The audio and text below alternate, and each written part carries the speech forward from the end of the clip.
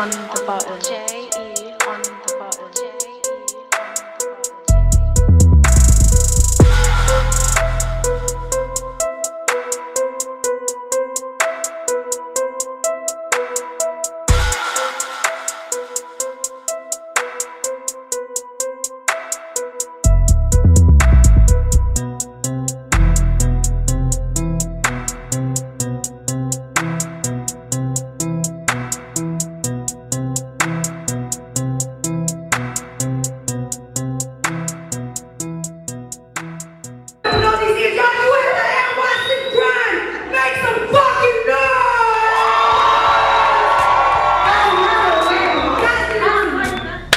Grinding. Y'all know that song, right? Welcome, you guys. Today we have an awesome group of 4. There's more of them, but we have an awesome group here being interviewed. They go by the Grinders. The Grinders are a group of girls who put together a platform for other artists to share their art. They host art parties, open mics, and an all-female art bash. We have Victoria, the photographer, media-based person. You have Santana, the host of these art parties.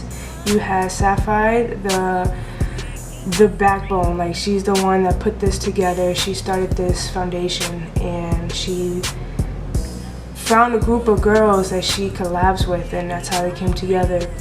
We got Safiel. She's also a poet, a motivational speaker. And you have Tay, the lyricist, the poetic. This interview is gonna be dope. I say this, it's gonna be dope because they are dope, like extremely dope people. And I seen them in action. I'm actually a witness of what they do. I had some of my art put up in their show, so I see the production that it takes to put this together, and you don't understand how much I commend them. Yeah, they're fucking awesome, y'all. Watch this damn interview, okay? Because a lot of the time you don't know how they are behind the scenes, and what we have here is a behind the scenes. You see why they do this. You see why they have this passion. You see, where their mindset is at. And a lot of y'all seen them before. A lot of y'all pay your money to be going to these shows. So now it's your turn to actually understand who they are. And if you watch this video, you're gonna just fall more in love with them like I did. Okay, so watch this fucking interview. Hi, my name is Bridget Victoria Tarantino, and my preferred gender pronouns are she or female pronouns. And where you can find my art is at Victoria Tarantino at Instagram. Santana. My preferred pronoun is she. You can find me at the NYC Grind and csantana.com, and my Instagram is csantana as in S-E-E, Santana. My name is Safiel Bonet. My preferred gendered pronoun is she, female. And you can find me at Safiel Bonet, Safiel Bonay on Instagram, and at the NYC Grind as well. My name is Tay Sunchild.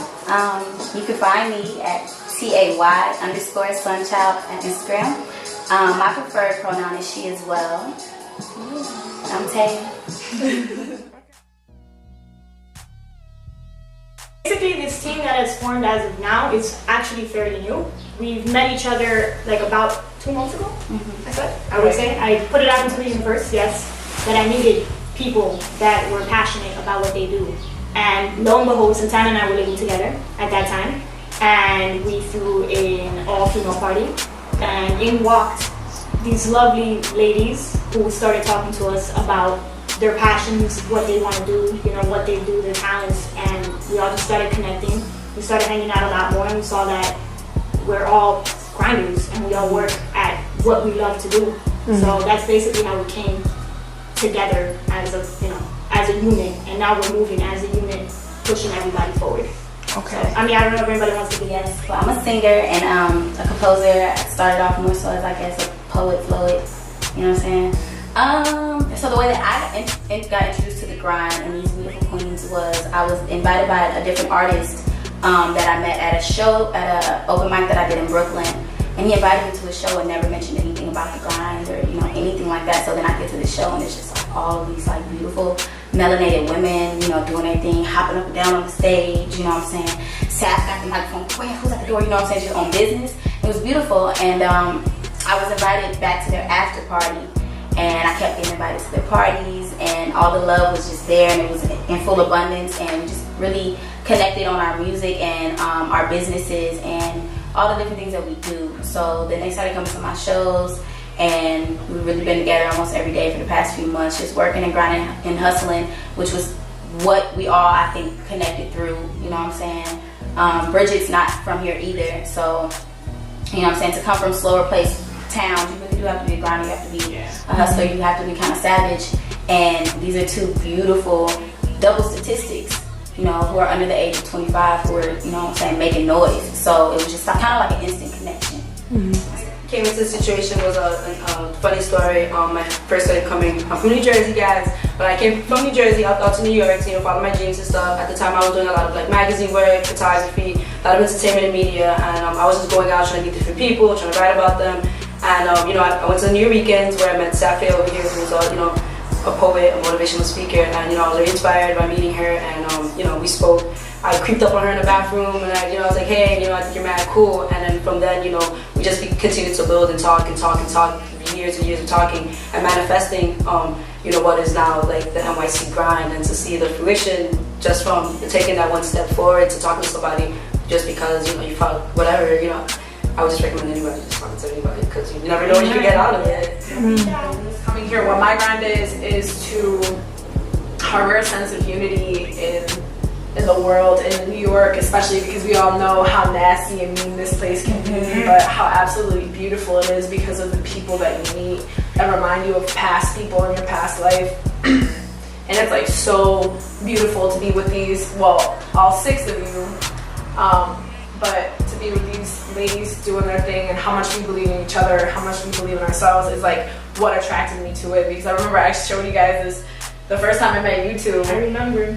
I showed them this video I did off my iPhone 2 years ago, and then I stopped making film because I got really like overwhelmed with my sense of in my other career, my other job, getting very wrapped up in that and like losing the creative person that I am. So I showed them this video. It was to What's So Not to Gemini, and it was all of scenes all over the country, like some in San Francisco, some in LA, some in New York, some in Cleveland, some in Toledo, some in Detroit. There was all these scenes, and it's just like they were so like impressed by it. I'm like, yo, this is not an iMovie, this is not an iPhone. And it was just crazy that they were like, they did me that much. She's like, yeah, I'm gonna work with you, and I'm just like, yo, who's this inviting like stranger? Like I didn't even know that this was her house when I walked into it. It was on 420, by the way. And I was just so happy to. I was happy to be there because I met Maria because she gave me like this nice compliment, like, oh my god, you're so nice, you just gave that guy like this homeless $1. And I was just always taught, being from Cleveland, that if you got the money, give it. You know, and not a lot of New Yorkers take on that attitude. So no, I guess I haven't like adapted any New York tendencies yet, except for maybe my road rage. Oh, are you the driver? Yeah. Oh, good. Maybe driving. Okay. Oh my god. So growing up, like, I had really unconventional parents. My dad was like listening to like Bob Seger and like Neil Diamond and all the oldies, like Earth, Wind and Fire, and like him and my mom, that's something like a common interest that they had because they both like that kind of like almost like band, like brassy kind of type music. And then when I was growing up, my mom was really into Prince. She actually was used to hang around like the people he used to hang around in Minneapolis and stuff. So she was a huge Prince fan. And then she like got into the Air Force and like started listening to like Snoop Dogg, like like some really old shit, like just all the oldies, like Diggable Planets and stuff like that, like all those tapes. It's overwhelming, like Janet Jackson, Rhythm Nation, like That's the Way Love Goes. And like remember the first video that really made me want to dance, because it's something that I was just like reminding me of my sister, because we were always doing like these pairs, we were always pretending like we were TLC and shit, and like Spice Girls and stuff. And but like one person we used to love playing, I would be Michael and she would be Janet, and we would like watch the Scream video over and over and over. That was like one of the most inspirational like moments where I knew I was like, I'm gonna like move like that. You know what I'm saying? And it was just like a really good pastime for me. Just like dancing was a way that I would just like not have to be around a lot of things that I shouldn't have been a part of when I was younger. So yeah. You know, that's such a tough question, because I have so many passions. I'm so passionate about everything that I do. I'm just passionate about being alive, being able to be creative. But I do express myself in many different ways. I do poetry, I'm an author, I own a PR company, I put shows together. So I just try to express myself as like honestly as, you know, possible. And I guess I do have a passion to like, I want other people to know that they can do what they want to do too, and really do it 24/7. They just have to be 100% dedicated. So hopefully that like comes my passion, or the things that I love to do and I'm passionate about, other people could see and do what they love to do, whatever it may be, even if it's everything. But where did that come from? Like, where did that, like, that has to come from somewhere? Like, was your mother, like, somebody that you were close with gave you that inspiration to, like, inspire others? Like, is there a muse in your life that's, like... I have many different mentors and people, like, extensions, people who, like, were around me, and since my families were, like, rappers. I was surrounded by lots of creative people and hip-hop heads. So, and I would say hip-hop introduced me into, like, the art world, you know, and so it has poetry from a very young age. So I think when I got introduced to hip-hop and poetry, I just, like, started learning more about these things and meet different type of people. Then you start painting things and like, you know, all these different amazing things. And we're a better place to be than New York City. And when I came to New York City, it just expanded. It became a horizon. It broadened. Everything that I love just became bigger and bigger and bigger. I wish I could pick one thing. Like, it drives me crazy. I wish I could sit down and be like, this is the one thing I want to do forever, but I can't, because I just love all the things that I truly love to do. So I'm sorry. I don't know. So my passion, initially I started off as a writer. I got into poetry. My brother got me into poetry. And my motivation and my inspiration, my muse to it is that I didn't start off the way that I am now. Writers are usually stuck in their brains. So I guess you could say I was a kid in the back of the class. I couldn't talk to people. I couldn't look at people in the eyes. I was very shy and I hated it. I hated the fact that I couldn't express myself to people. And it got to a point where I would write myself. I would write the person that I really, really wanted to become. So at the age of like 9th to 10th grade, I got a scholarship for a poem I did. And after that scholarship, they forced me to go on stage and perform. After I performed, people were really, really moved by it. And I continued doing motivational poetry. And everything that I started writing started manifesting itself into my life. So after that, I just started motivating people. And I wanted to inspire people to be what they want to fucking be. Because it's really hard to legitimately like be who you really want to be. We have that person inside us that, you know, whether it's a poet or a dancer, a singer, a photographer, but our parents are telling us that we can't do this, we can't do that, or society is telling us we can't do this and can't do that. I didn't want to be that. So I started doing it. I've written books before. I performed in front of thousands of people. I've spoken to many, many people. Now I have a team that I've always wanted. And I think it's beautiful. I think you can legitimately manifest yourself. I do not have a 9 to 5 anymore because I manifested this shit. I worked my life away for all of this. I sacrificed and we all are. And I've attracted people. I've sacrificed a lot. I've sacrificed parties. I've sacrificed friends. I've sacrificed a lot to legitimately live this grind life and create an atmosphere where I only attract queens. And anything that any people you see around us, the grind, people I rode with, people I talked to, we're all queens, all of us. Kings and queens, people that believe in ourselves. I believe in them 100%, but I can only believe in people that believe in themselves. So that's my passion. I just want to inspire people to be the best they can be by being the best person I can be. I'm not going to try to make you something you're not. Just look at what I did. If you're inspired by it, do it. If you're not, you know, just keep on moving. And that's what the grind is. That's how I basically continued going at it. Honestly, I think I'm passionate about love. I think that my whole purpose in being here is love. I definitely would say I would like to spread love through my expressions, through my music, through my writings, through my bars, through my freestyles, through my sites, through whatever is coming out of me. I want it to be of love. Because I come from a place that is in desperate need of it, and I knew that I didn't have the resources there to give them that, so which is why I'm here to live a greater purpose and make something greater of myself, so I can go back and give the love that they need. So I just say love.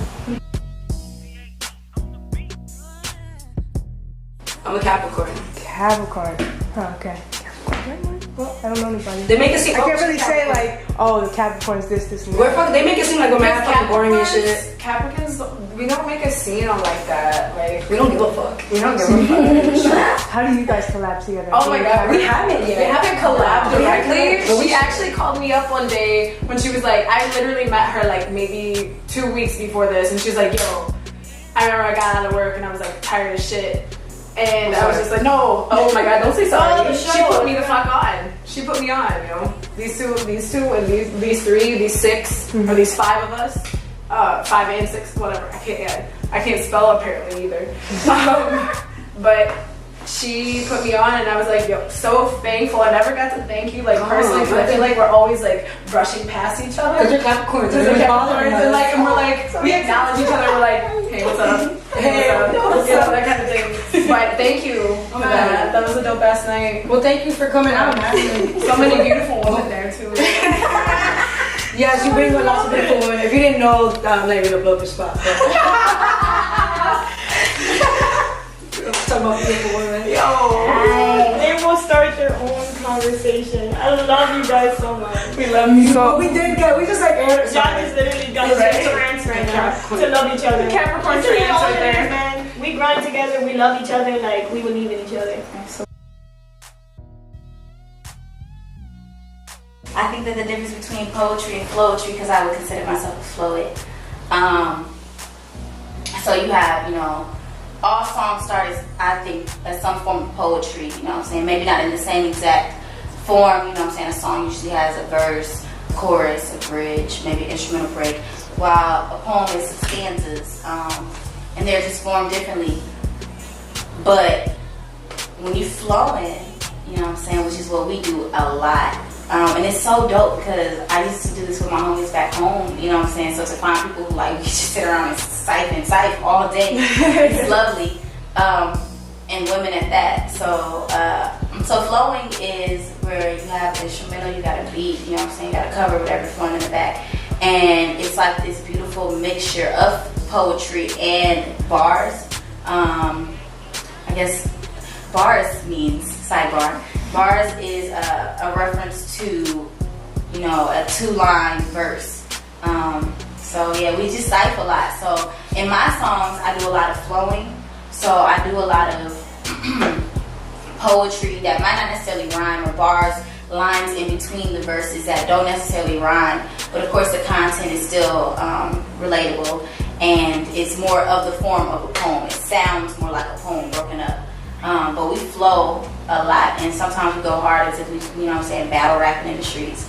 Or, you know, oftentimes I'll sing something, I'll sing a chorus or something, and then they'll just start spitting, then we'll bring it back, I'll start spitting, and somebody will hold down the chorus, and it's just like, it's very organic and it's very natural. So yeah, that's Floetry. This music, like, that caused so much, like, bounce, but also so much, like, I guess you could say turmoil in a way that, like, got people to be a little bit like their utmost savage. Like, Biggie Smalls, like, he just, I don't know, everything that he does was, to me, like, when it was from, like, when he did shit with Mace and Lil' Kim, you know, More Money, More Problems, stuff like that. When the videos were fire, too. Does everyone play all-white videos and shit? All-white videos? Even when we were talking about Crush on You by Junior Mafia and Lil C's and Lil Kim, when we were listening to the car earlier, I was watching that video, and it had Aaliyah in there. Like, Biggie Smalls not only had the words, but he had that manifestation of, like, what he really wanted to come to life, that was in his mind. And, like, you think about all of those lyrics. I love this conversation, and I love it because I grew up on both, and I listened to all of the albums back to back. But I have to say, hands down, I love Biggie Smalls. And, you know, of course I love Tupac because I feel like as an artist introduced me to poetry, he's a much far better human being. I'm sure he's made it to heaven. I'm sure Tupac is just a really, really honestly good person. And I just love that he has like a beautiful message to the world. So I respect him as a human being. But as a rapper, when it comes to chocolate bars, Biggie Smalls, bro, like, he had like the best bars. Like he just like the way that he just described things and used similes and metaphors to like describe how he felt about certain things and how he like all these contractions made from being like really rich to really poor to really rich. It's just like so inspiring. And I feel like you know, they take different places. I feel like yeah, Tupac's a great musician, but as a rapper, I just feel like Biggie would kill Tupac, and he would kill him in a battle. He just really would. And I just love Biggie. Have you guys heard Ready to Die? Am I crazy? Because I just love Biggie Smalls that much. He is such my favorite fucking rapper, and I don't care. I will fight anybody. If you hear anybody who feels otherwise, I will sit here and we will play songs back to back all day for the rest of my life. Because so much I love Biggie Smalls. She said she would kill him in a rap battle. Yo, Biggie would. I guess we're about to start fighting because Yeah. rapper would not, at least not back in the day, talk about respecting women, loving your mother, not raping women and fucking bitches and all this other stuff. Biggie, I think he's an amazing storyteller. He's phenomenal. But Tupac, I give him my respect. I think that I learned a lot from him, the same way I learned from Nas. It was from listening to his music that I got something positive from it. Since I'm a poet, I listen to words a lot, not just rhythm. And I feel like Tupac actually gave some type of positive outcome to what he was actually saying. Obviously not all his music is about it because he is from the hood, they're both from the hood, you know, and I get it. But I feel like his music, his poetry, his movement, his life had a lot of positive meaning, and I'm all about that. So it's not that anybody gets better than any of them, because honestly both of them are phenomenal artists. I don't like putting artists against each other, but to me Tupac gave me a lot more positivity to my own life, and I appreciate that. Honestly, I hear Brenda's got a baby. Brenda's barely got a brain. A damn shame. The girl can hardly spell a name. I'm gonna have to honestly go with Pop because I too am a poet, but I believe that I'm a positive product of my environment. You know what I'm saying? So I used all the shit that I went through and I flipped it. You know what I'm saying? So, and I think that that's what Pac did, because me being here is definitely premeditated, but and the culture and the hustle and the grind of this coast.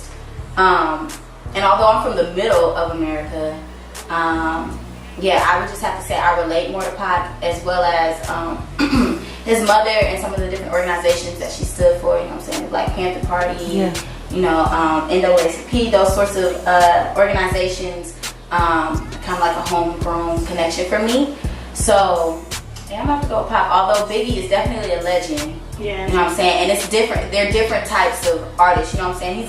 They're both writers. They're both authors. They're both creators. But you're not gonna get, you're not gonna get a rose that grew from concrete from Biggie. You know what I'm saying? Up until he got shot at a few times. While Pac was already kind of saturating his brain and saturating himself with knowledge, prior to really coming out as an artist.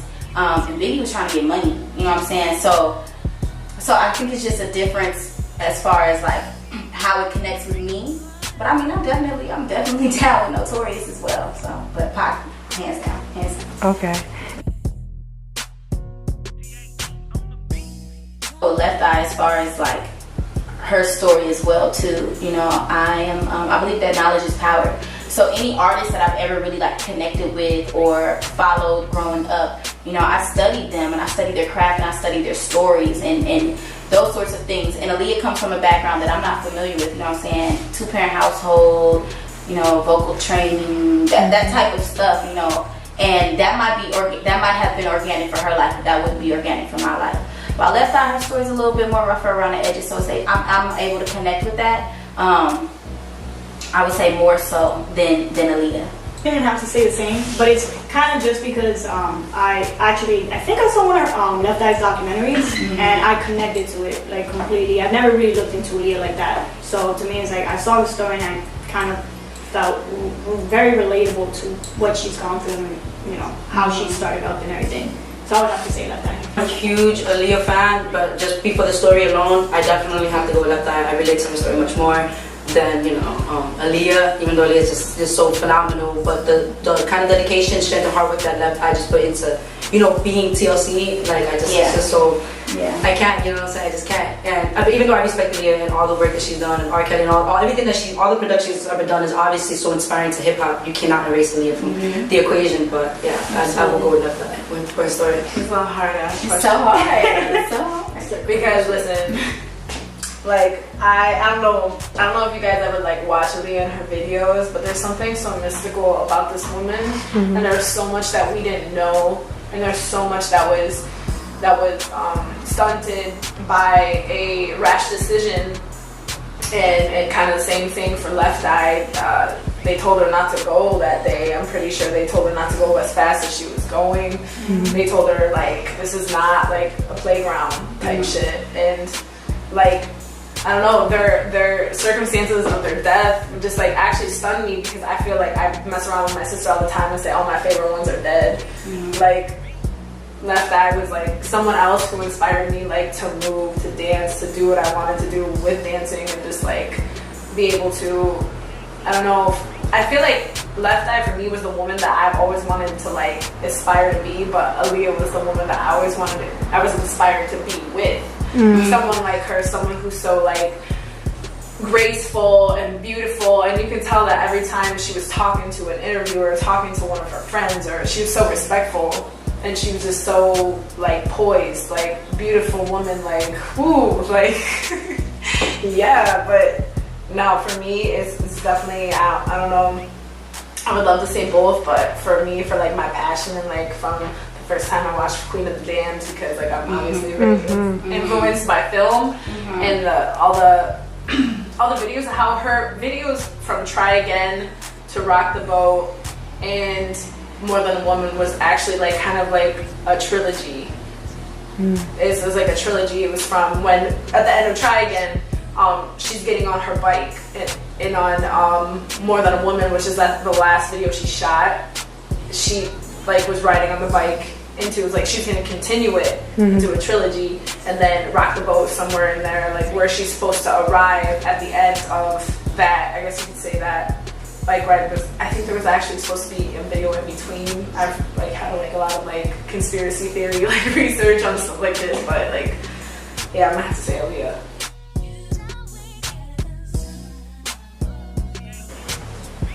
Wow, It's my type of question. Self-discipline. Mine's over there.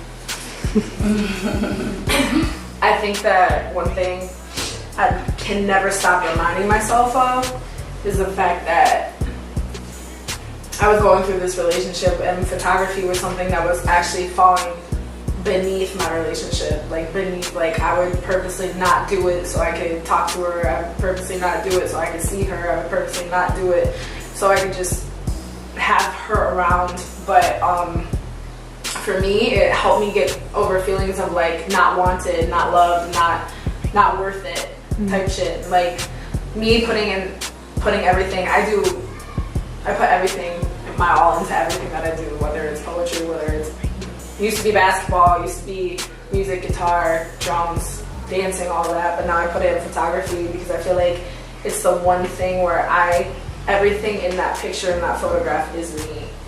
And reminding myself that like, no, like I know you want to chill tonight at home, but you just offered two things, so you better go get one of them, if not both.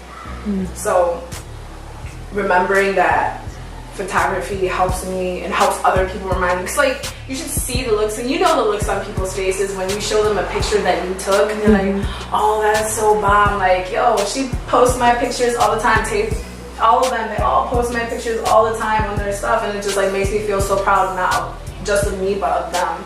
So like photography helps me like the self-discipline, like making sure that I put this priority over anything else. That way I know that I can keep going, that I can keep going on into bigger and better things other than just relationships that were toxic and kind of brought me down.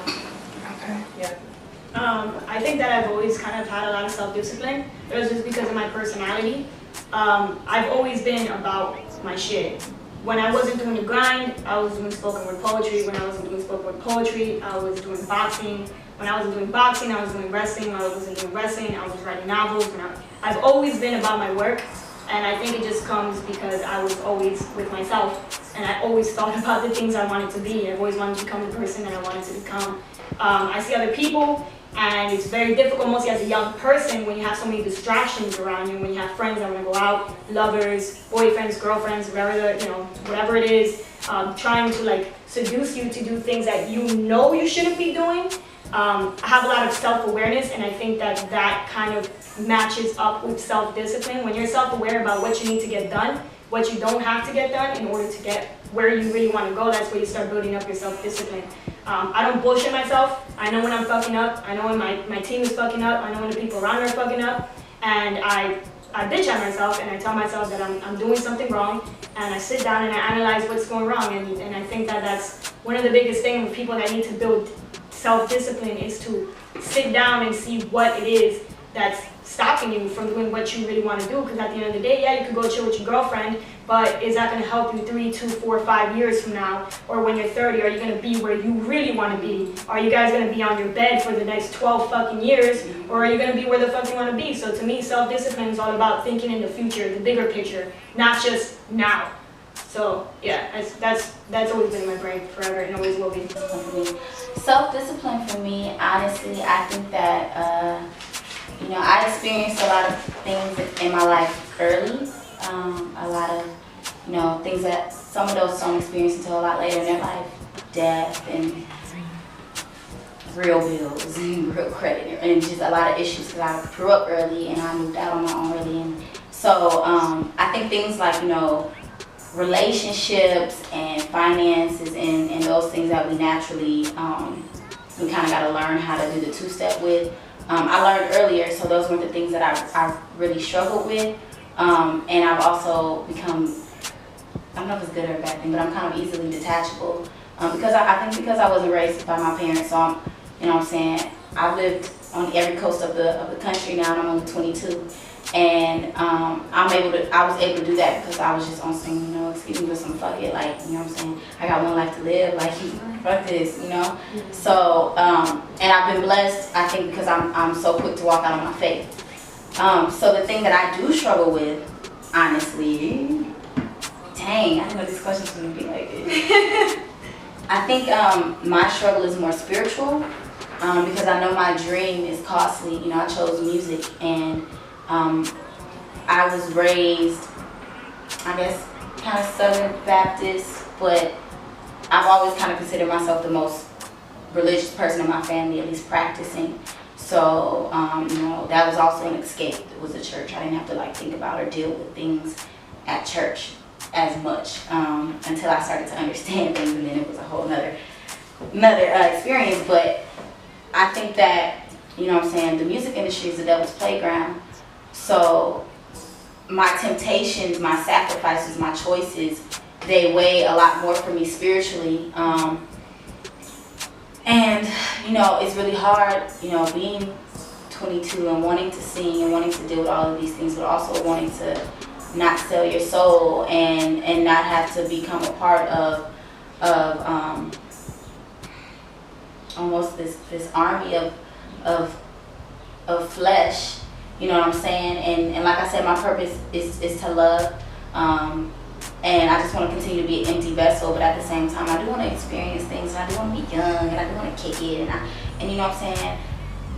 Occasionally kiss girls and whatnot. You know what I'm saying? But I always have that teeter-totter struggle, because I know that this life is very temporary.